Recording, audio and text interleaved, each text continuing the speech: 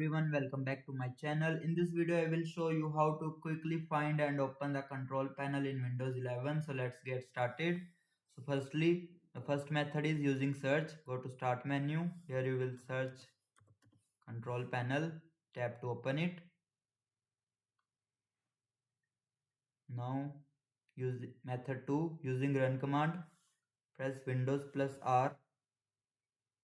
Then here you will type control, then press enter. Method 3 using create shortcut, right click on the desktop, then go to new, then select shortcut. Here you will type control.exe,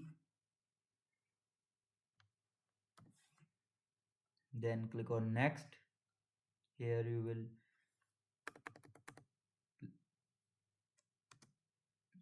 edit the name like control panel, then finish.